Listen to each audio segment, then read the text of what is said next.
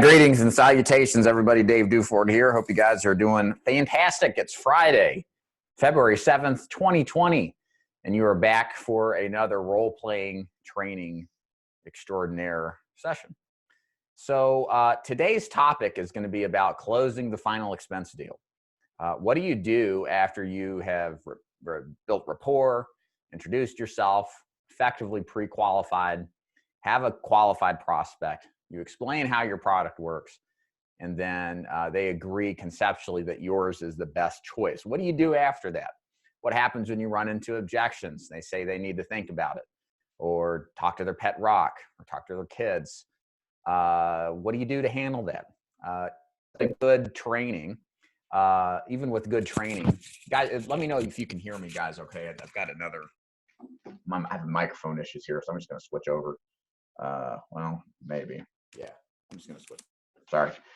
Bottom line, yeah, the idea here is what can we do to become better at closing the final expense deal? So that's what you're going to hear us talk about today. The way, if this is your first time that you've been on one of these training calls, the way these goes is pretty straightforward. I call on people randomly to listen to their scripts to kind of give you a little bit of stress, but I think stress is a good thing. If you want to pass, just tell me as much, and I won't give you a hard time or anything. But it's a good opportunity to just test your script and to see where maybe you can get some improvement. Plus, we all get to learn from your willingness to participate. So without further ado, I think Sean and I talked on the phone that he was interested in doing a little role play. Sean, is that something you're up to doing?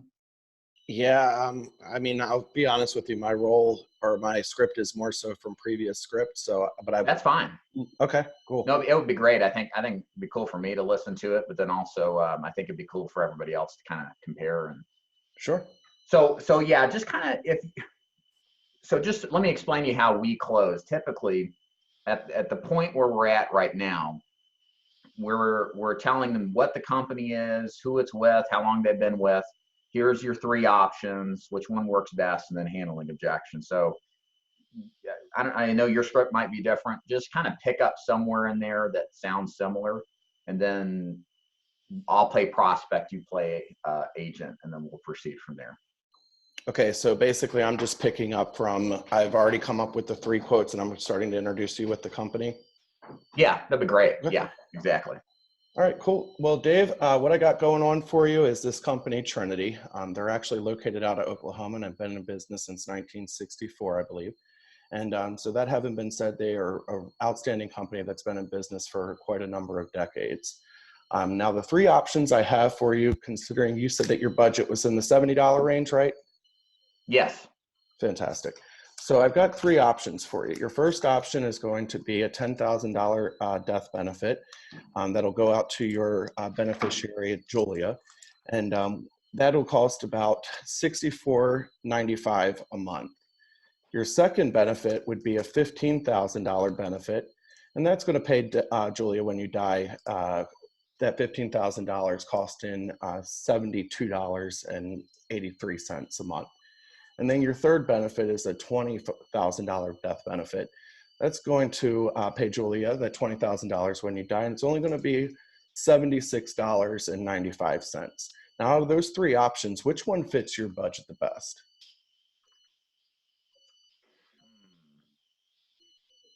What was that $10,000 one again?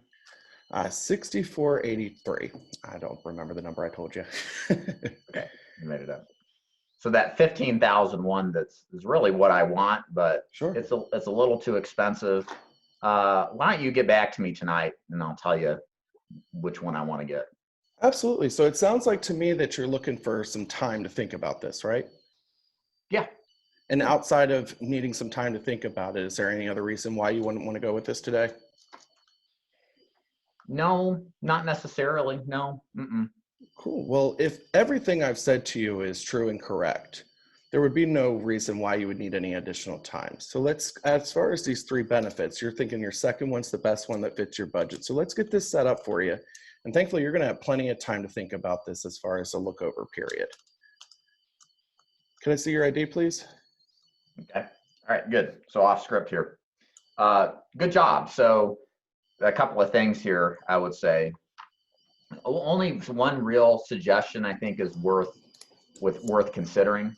Go for it. That would be explaining why to the client you selected a company for them.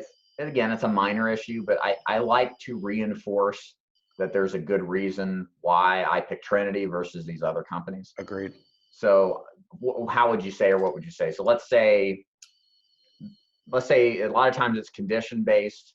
A lot of the times it's competitively price based. I usually use one of those two reasons. So like, let's say it's Trinity Life. I'll say they're one of the reason I'm picking them is because your health is good enough to qualify, and they've got some of the lowest premiums in the business available. Mm-hmm. So that just helps them connect a little bit. Okay, that I have a reason to buy, not just because it's what he said. And then, and where it's particularly effective is if you are in a situation where you have a client who has like COPD, heart attack within a year or two, some kind of squirrely medical condition, and you want to reference that. So I'm recommending Liberty Bankers Life to you because you have COPD. There's very few companies that will take COPD for state full coverage. So I think this is really one of the best options you have. So that kind of brings it home, I think, a little bit more too. So when you can personalize it. Sure. Your presentation of the prices was great. Good, better, best. You hit numbers. Again, I know you kind of pulled those out of the ether, but you hit numbers a little lower and a little higher than the budget that we agreed to. That was good. That gives you the opportunity in case they see that's, if the $70 was what they were comfortable with, but maybe they see the $80 one and it has the coverage they want. Maybe they can justify a few dollars more because of it. So you should always do that. Have you ever been in a situation, Sean, where you show them three prices and they pick the most expensive one? No, but I have been in situations where they go above their budget. Yeah. Well, the reason I'm mentioning that is that if you ever, I'll ask you, what would your thought be if they picked the most expensive one? I'd be happy, but then I'd be questioning things. Well, yeah, of course we're happy we got the sale. So that is true. My greed glands get going and I think, oh, yeah, exactly, Giovanni. I should have gone. Maybe I should have offered 80, 90 to 100, Right. Yeah, that makes sense. Picking the middle one or the lower one is good, I think, in a certain way. So, but if that happens with frequency, then ask for more, on the budget. Okay. So when I said I needed to think about, I wanted a 15, but it's too expensive. You did a really good routine there with rebuttaling that. You isolated the objection, which was, beyond this, is there any other reason that would cause you to wait? And I said no. So you knew going forward that this was the only thing, and it was just kind of a hesitation. Now, the one thing that you do differently, and I don't think this is bad, this is good. This is just a stylistic difference. You closed. You didn't explain. You just closed. You said, if you're telling me that everything else sounds good and you need to think about it, you've already got everything you need to know. Why don't we take out this second plan here and just continue going? So can you grab a driver's license? You're just pushing the sale down, or the ball down the field to get the close, which is great. I don't think I really would do much different than that. I guess part of it depends on what the objection is. But the one thing I may not want to suggest outright is the 30-day free look period. Yeah, as soon as it came out, I knew better. Yeah, that's okay. That's okay. It's better than nothing. Okay, it's not that it's bad to say that. It's just we want to hold that back when we've exhausted our other options. Sure. So we want to connect the reason to buy today with, hey, you're not getting any younger. Something is better than nothing. Let's just get this problem taken care of. Not paying the premium is not the answer. Paying the premium is the answer. Just kind of some truisms, and then just asking for the business. So very good. So if you'll keep going, do you have any questions for me, Sean? No, Does no. anybody else have any questions? Good time to now ask. You can talk on the microphone or go in the chat. Take a sip of coffee here. So there's actually more to closing than just that. So I want to hear if we can get back on script, Sean, what you do after you get the approval or you ask for the ID. What happens after that in this process? All right, Dave, I just want to make sure that you receive your mail at this address and not a PO box. Yes. Fantastic. I mean, at that point, I'm pretty much going according to the application. So I'll start small talk just to fill out some things. So, well, I mean, yeah, so you want me to keep going? Yeah, so, okay, well, I've got this all taken care of, and I'm just making sure when we get this policy over to you, you're receiving it at this address and not at PO Box, correct? Right. Fantastic. And alrighty, as far as your beneficiary, because this is a very important part, can you spell that first name for me? Yeah, Laura. Okay, and that middle name? M as in Marie. Okay, and the last name is the same as yours, correct? Yes, correct. Fantastic. Alrighty.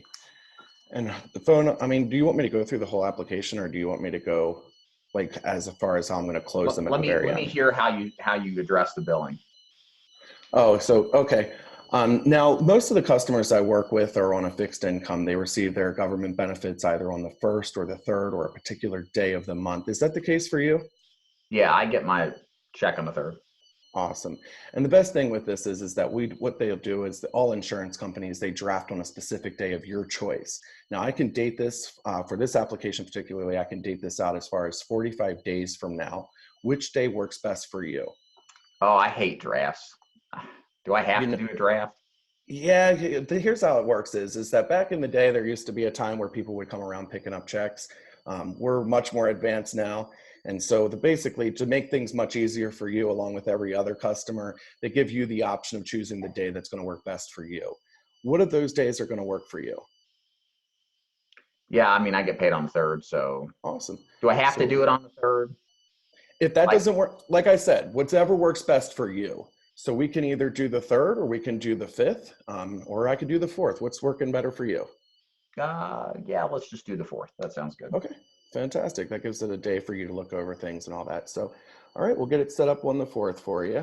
And then off script, if you'll kind of take me through what you do after you've got the app done, completed, assuming it's approved, Sure. What happens after that? Alrighty, Dave. Well, right now what I'm going to do is I've just gotten the information to send this application for. Now, as long as everything you've told me is true and correct, we should get you approved, and you'll get your policy here within the mail and an email here shortly.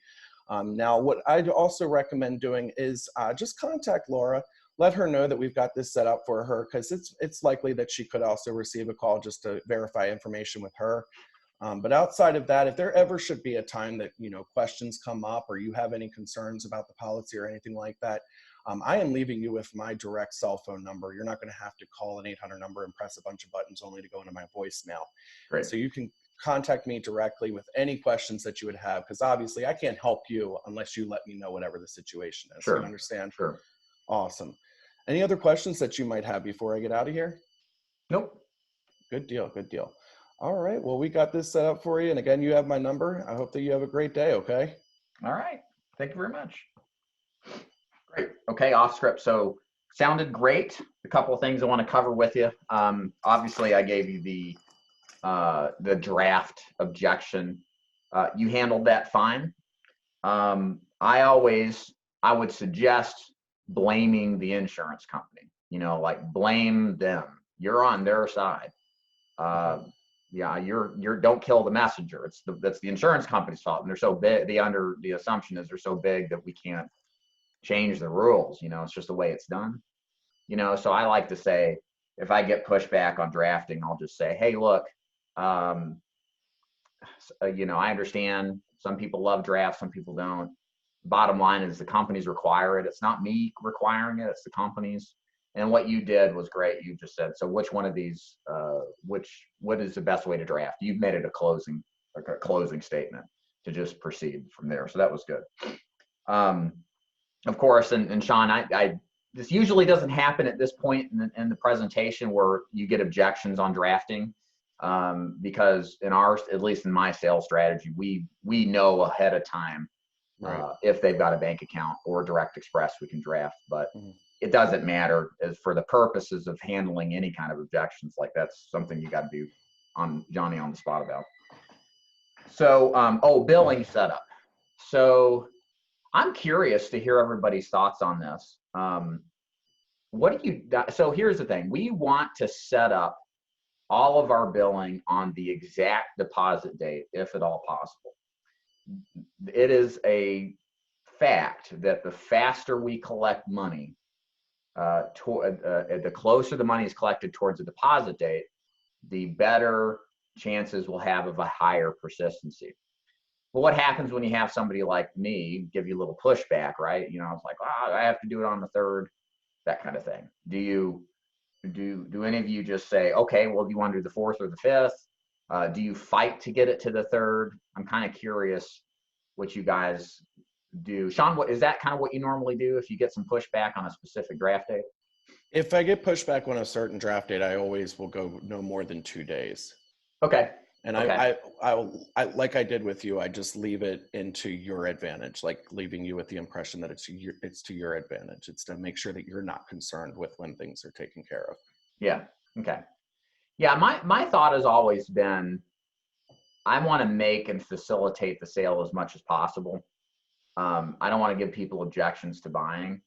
And it's not always clear if it's a condition or an objection, because you can overcome objections with good logic, but sometimes conditions are just, you know, I do not want you to draft on the 3rd of the month. But what I would ask for you guys to do, the first rebuttal to that.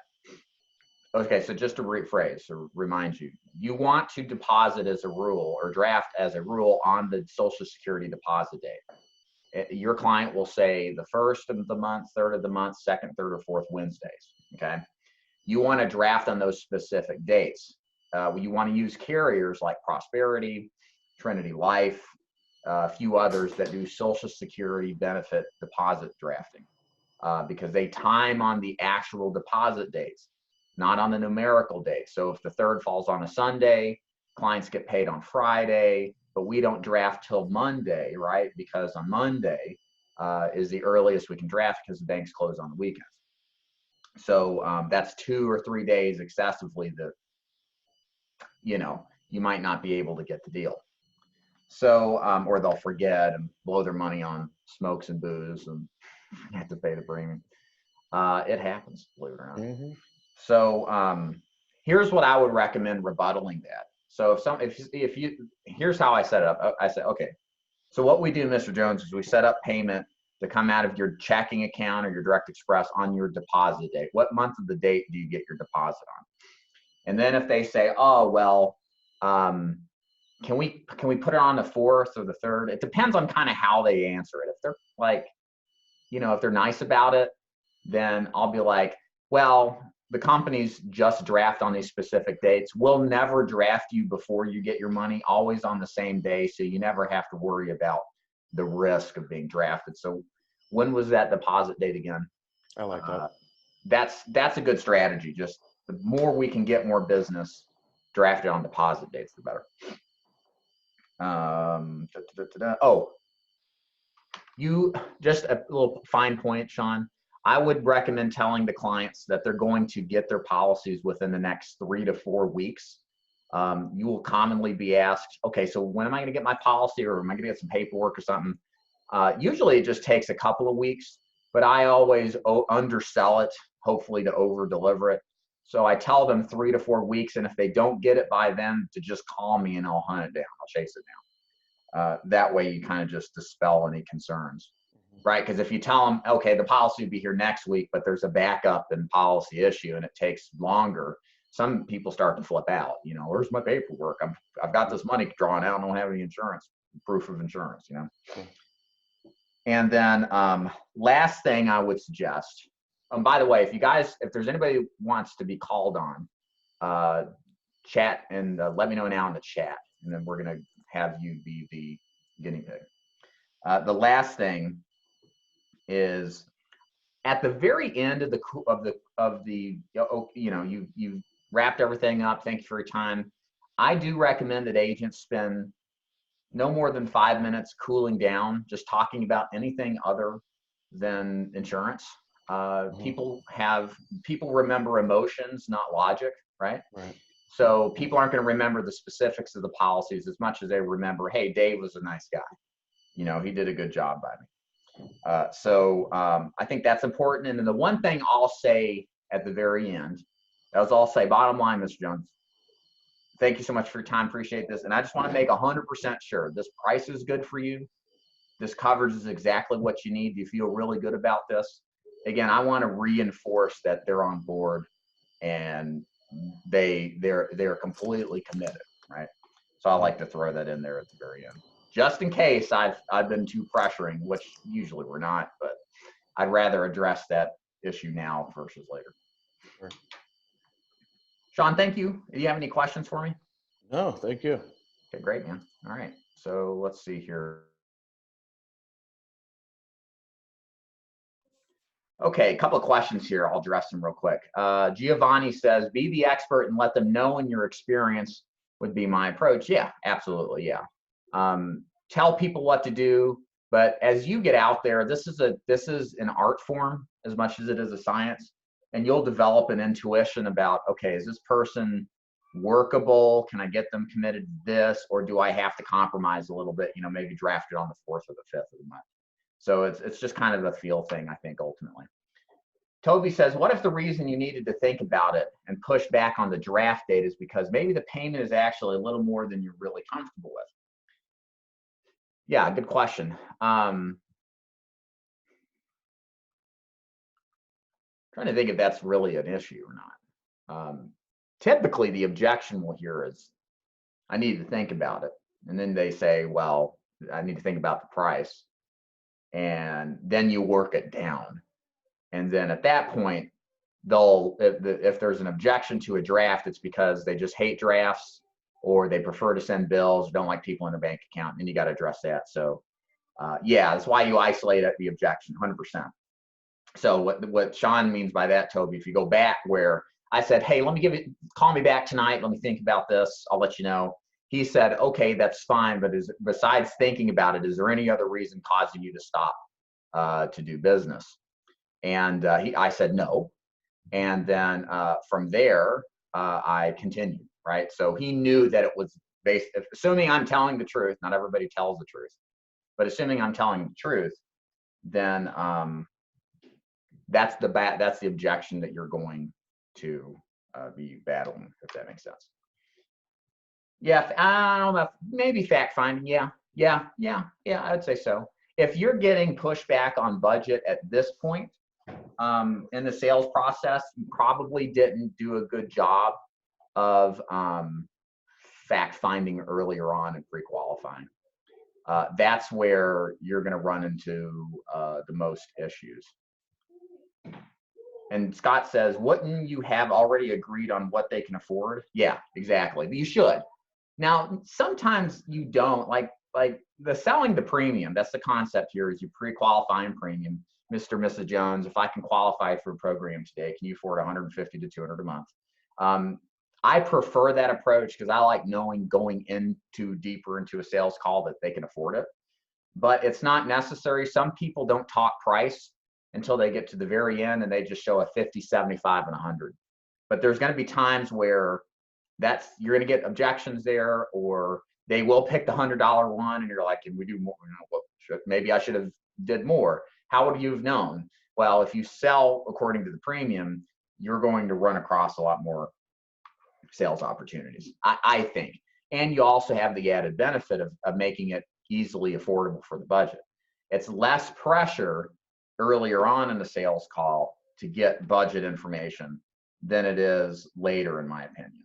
So again, some agents do it one way, some agents do another way. I prefer this way just because I think it's consultative. It's just my style, I guess you could say. Yes, I do want to be buried or cremated. Okay. Scott, you there? Yeah, Ready to role play? sure. Great. Okay. So you want to take me through kind of same spot Sean was at closing, and I'll listen, play prospect. Okay. Thank you. So, Mr. Appreciate you Duford, we've nominating we've yourself. got a few things here already. And some of the things that we talked about, you told me that you wanted to be buried. And secondly, you told me that you did not have any life insurance currently. And we went over different prices and we went over different areas. And you told me that you could afford at 78 years old, it's not as inexpensive as you think. And frankly, the prices range anywhere from 150 to $200. Does that fit within your budget? Red Fox here. That's right. That's right. No, that's too expensive. That's too expensive, and I can fully understand that. However, what you did tell me was that you wanted to be taken care of as in a burial, and in your area where we live here, basically it's going to run anywhere from $12,000 to $15,000 to take care of this.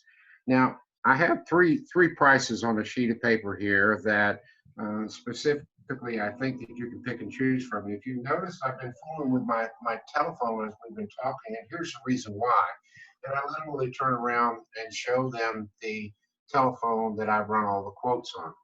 And I say, you see all these companies I pick and choose from, basically the one that comes up and makes the most sense for you at your particular stage in life is Mutual of Omaha. Now, you remember Mutual of Omaha, don't you? Yeah, isn't that the Wild Kingdom? Yeah, okay. Yeah. Yep. And so remember that was on TV all the time and they'd show the different animals. But one of the things they do is they specifically take care of folks at all life stages. And in this stage, I must tell you, Mr. Duford, even though it hurts a little bit, um, the pricing is a little expensive at 78 years old. And so I can lower this, but I want to show you these three prices that I've been able to come up with. And the first one, as you see on the sheet of paper that I've written, the first one was for $7,000 worth of coverage. The next one was for $10,000 worth of coverage, and the next one was $12,500 worth of coverage. And the prices, and realistically, I can lower it a little bit, but primarily it's going to be fairly steep at your age. It starts out at $125, then goes to $135, and then goes up to $150. Now, out of those three prices, which fits your budget the best? Well, I know I need it. And you're saying 7,000 is enough for a basic burial, more or less. Well, there might be some extras that have to be left off, but you can have a fairly nice burial for around that price range. To be safe, I probably, if I were in your shoes, I probably would take the $10,000 one just to be safe, that actually goes along with your wishes the way you want. Well, let me do this. I guess, I'm looking at the 7,000. It's really more in my budget. I can see why I need 10,000. Let me talk to my daughter, and then let me get back to you tomorrow. I'll tell you for sure about the 10,000 or the 7,000. Well, I'd understand that totally, Mr. Duford, but the reason that we're talking today is specifically to make it easier on your daughter, on your sons, and make sure that they're not burdened with undue expenses upon your passing. So I see that you should chat about them, and I truly agree that you should inform them of what decision you've gone ahead and made.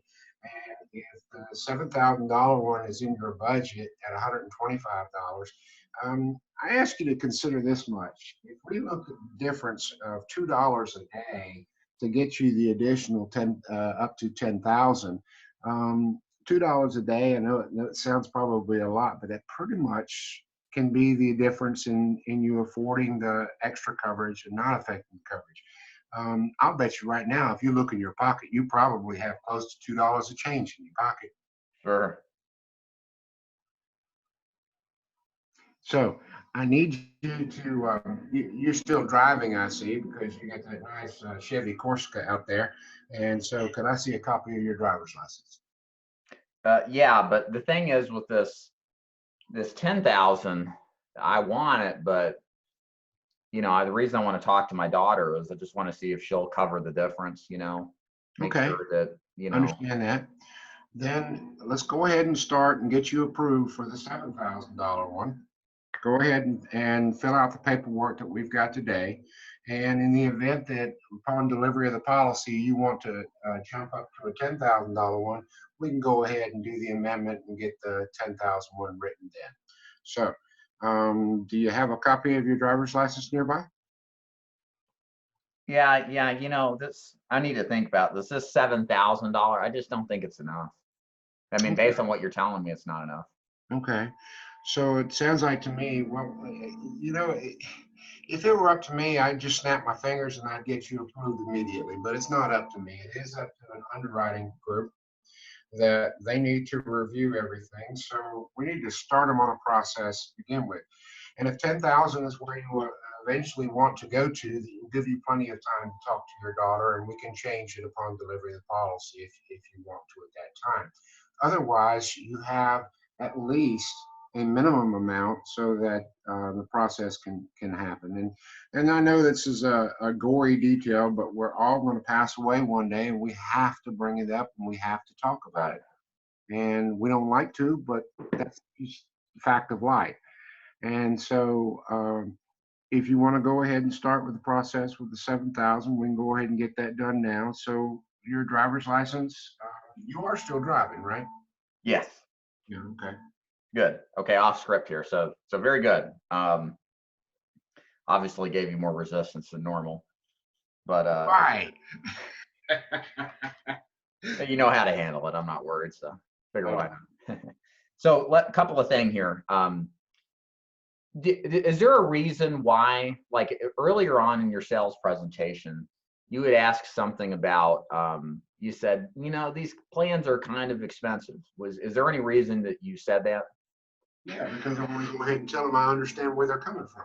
I Okay. want to be on their side. I want to say, hey, yeah, I know it's not cheap.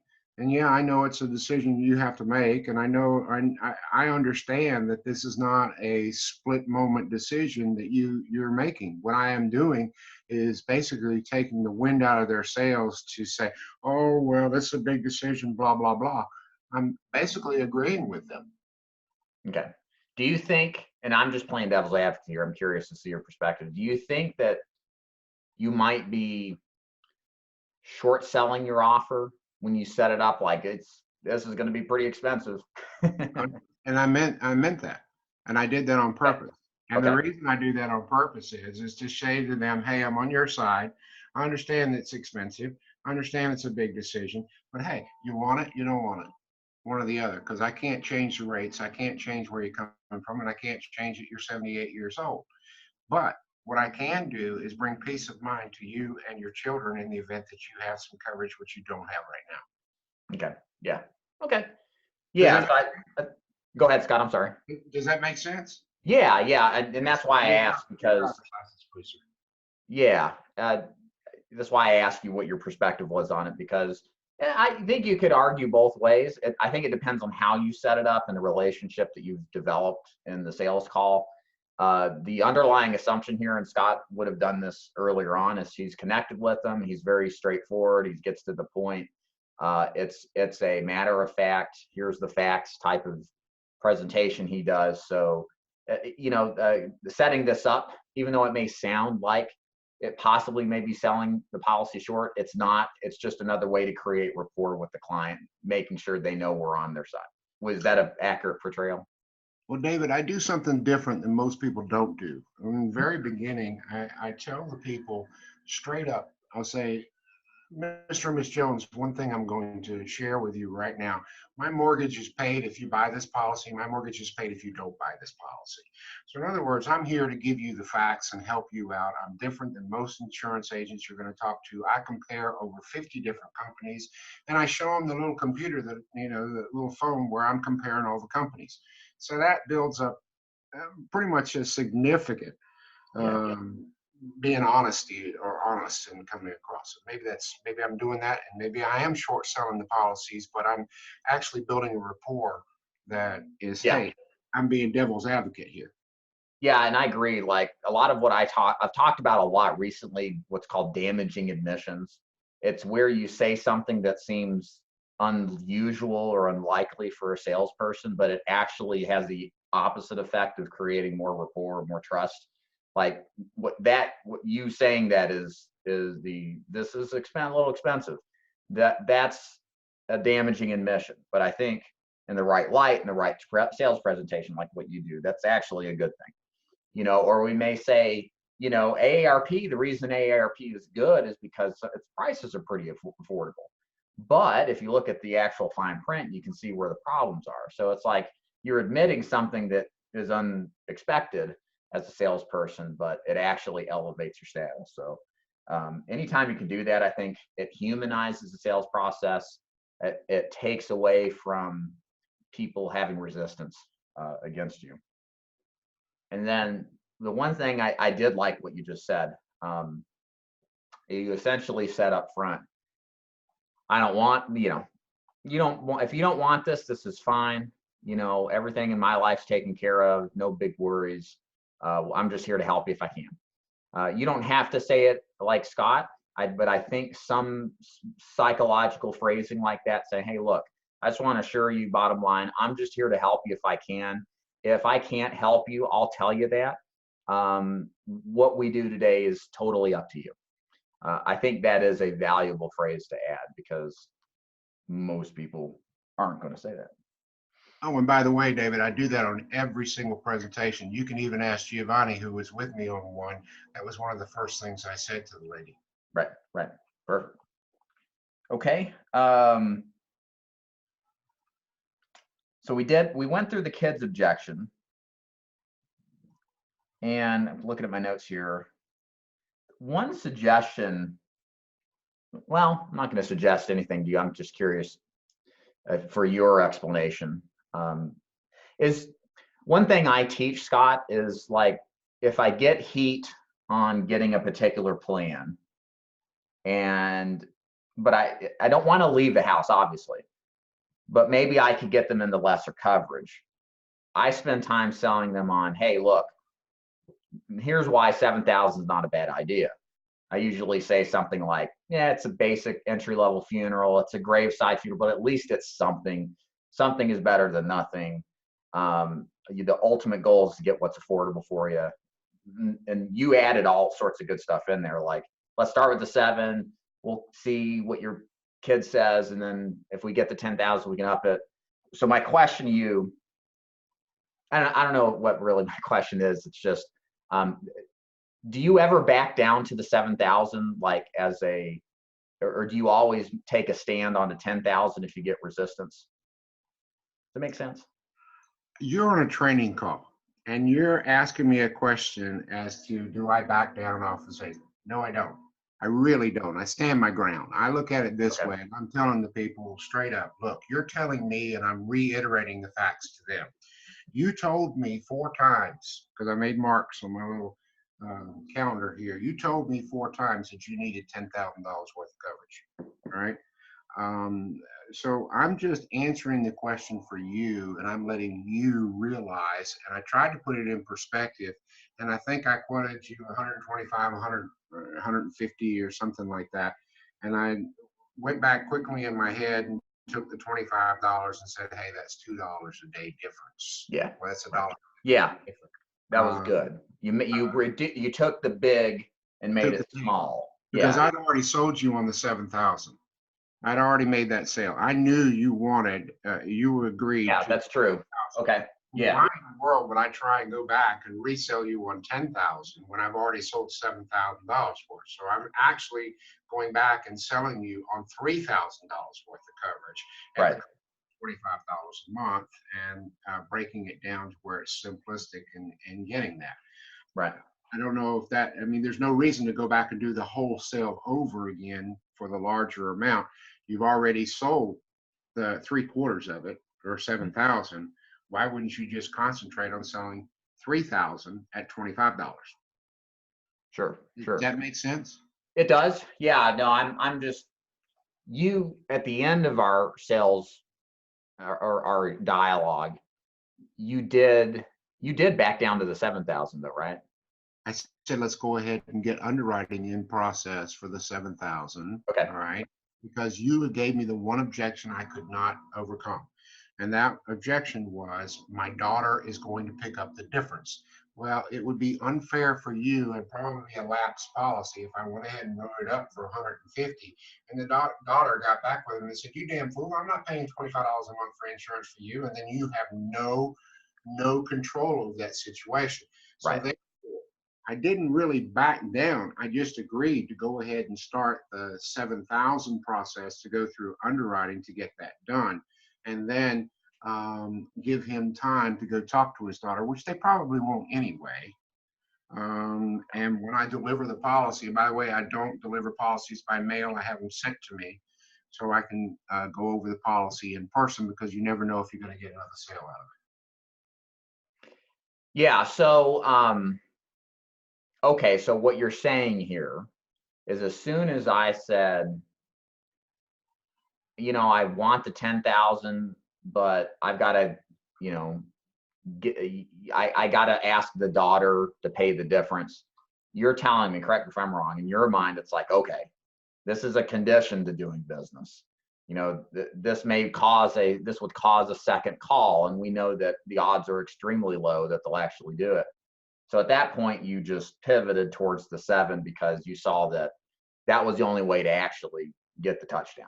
Is that correct? Yeah, essentially, I went ahead and agreed, because if I was going to walk away with nothing at the 10,000 rate, okay, because you told me you couldn't afford that. That's what Right. you were telling me. You Right. didn't have the money, but you did have the money, and you did agree to the 7,000. Right. However, we both know that the 10,000 would have been better. Now, it was put back upon you, and it would have been said at the end of the sales call. I would have said, "Now, David, now you have got to talk to your daughter as whether she's willing to pay that $25 a month every month out so you can get that additional coverage. Otherwise, it really is not going to work, because I could write it up, but what good is it going to do if you cancel it in 2 months? Nothing." Right. Yeah. So this is very important lesson, guys. You must have an outcome at the end of every sales call that's either closed or unclosable.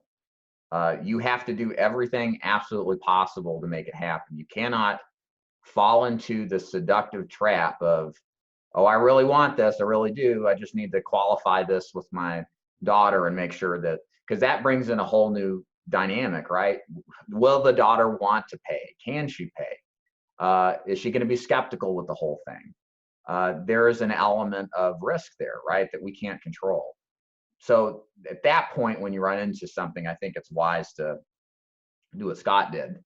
Take what you can, and then, hey, if the person does end up talking to their daughter and says they want it, then you can easily adjust the face amount upwards and still be in good shape. One thing else I'll add, Scott did well. Everybody should pay attention to. After every single objection, Scott closed. And what was your closing statement, Scott? You're still driving, aren't you? Yeah. That was really good. Yeah. Oh, of course I'm driving. What do you think? I'm some old geezer, Okay, I need to see a copy of your driver's license. And by the way, I do paper apps. I'm sorry, I'm 60. I do paper apps, and I know what I'm writing down. And plus, when you're dealing with seniors, they like paper apps. I know it's a pain in the butt for us, but I do paper apps, and that's why if I see a driver's license, I got to write it down here. All right. Yeah. No, I'm like that too. I mean, I got into this business a couple years before the e-app was really predominant. So when I'm out in the field, I'm like reaching for the paper if I can. It's more natural to me. But the key point here is, Scott, and that's a great closing question. Are you still driving? Because it's a silly question that most people will say yes to. And what does yes mean? That continues the conversation to getting the ID and going into the application. I like also asking as a closing question, so who do you want your beneficiary to be? Say that again, Scott. Perfect. That's a perfect question. Yeah. That's another good one. I like that one. Just again, personally, I like using that one because it takes away from the pain of spending money to the pleasure or the satisfaction or peace of mind protecting whomever that beneficiary is. So, okay. Any comments, last question, Scott? I really appreciate you describing kind of why you do what you do and how you handled it. I know you haven't seen any apps for me, but I got that influenza this past week. So Yeah.